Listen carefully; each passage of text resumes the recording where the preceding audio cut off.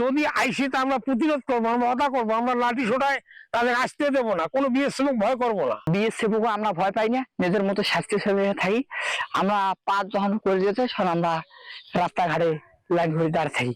Push in প্রতিরোধে সীমান্তবর্তী এলাকায় সতর্ক অবস্থানে রয়েছে বিজিবি সদস্যরা, সাথে রয়েছেন স্থানীয়রাও। কোনো অনাকাঙ্ক্ষিত পরিস্থিতি মোকাবেলায় রাত দিন পাহারা এবং টহল জোরদার করা হয়েছে। প্রতিনিধিদের পাঠানো তথ্য ছবি নিয়ে ডেস্ক রিপোর্টে থাকছে বিস্তারিত। সীমান্তে এভাবেই রাত দিন কঠোর পাহারায় বিজিবি সদস্যরা। পুশিন প্রতিরোধ সহ যে কোনো ধরনের অবৈধ অনুপ্রবেশ রোধে সার্বক্ষণিক নজরদারি অব্যাহত রয়েছে সীমান্তে।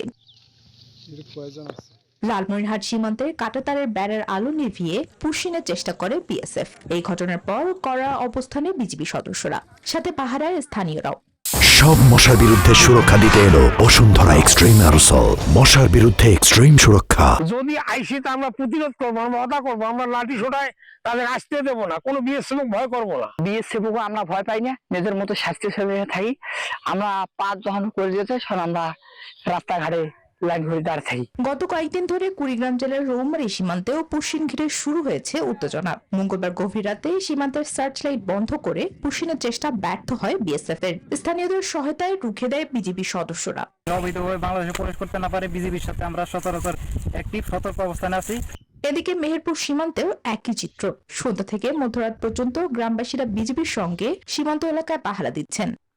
স্থানীয় জনগণ এবং বর্ডার গার্ড বাংলাদেশের যৌথ প্রচেষ্টা এই ধরনের পুশিন সংক্রান্ত যে কোনো ধরনের অপতৎপরতা রুখে দেওয়ার জন্য সর্বদা সজাগ আছে।